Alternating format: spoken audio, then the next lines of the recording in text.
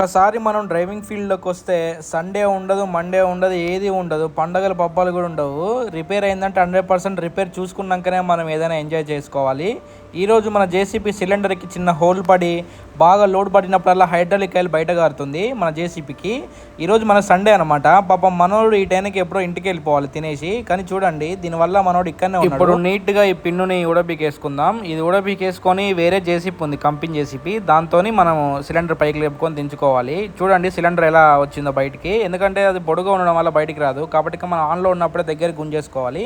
ఇప్పుడు హైడ్రాలిక్ పైపులు ఇప్పేద్దాము. ఏదైనా ఒక మోటార్ ఫీల్డ్లో పాత బండ్లు బాగా రిపేర్ పెడతాయి, కానీ ఆ పాత బండ్లలోనే మజా అనిపిస్తుంది తోలితే, ఎందుకంటే భలేగా అనిపిస్తుంది అనమాట. కొత్త బండ్లు పెద్దగా ఇంట్రెస్ట్ అనిపించవు. పాత బండ్లలో అయితే మనం వర్క్ కూడా నేర్చుకుంటాం అనమాట నీట్గా. ఇప్పుడు ట్రాక్టర్ అడ్డం ఉంది, దీన్ని పక్కకు పెట్టేద్దాము.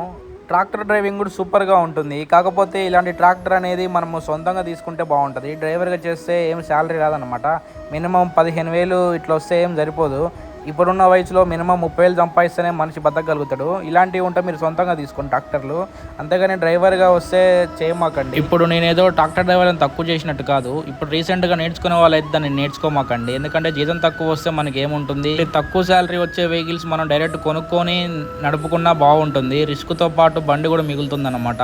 ఇప్పుడు సిలిండర్ అటు ఇటు పిన్నులు కూడా పీకేసినాము. ఇప్పుడు తాడుతోని మనం బయటికి పెట్టేసుకుందాం. ఇప్పేసుకుంటే మనోడు వాళ్ళ ఓనరు వెల్డింగ్ షాప్ కూడా తీసుకొని పోతాడు. దానికి గ్యాస్ వెల్డింగ్ అయినా లేకపోతే ఆర్క్ వెల్డింగ్ అయినా పెట్టిస్తాడు.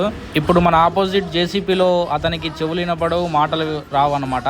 కానీ చూసారా ఎంత నీట్గా నేర్చుకున్నాడు బండి. టాలెంట్ అనేది దాన్ని ఏది ఆపలేదన్నమాట. 100% మనకి టాలెంట్ ఉంటే ఏది ఉన్నా లేకపోయినా మనం ఏదైనా వర్క్ నేర్చుకోవాలనుకుంటే 100% నేర్చుకోగలుగుతాము.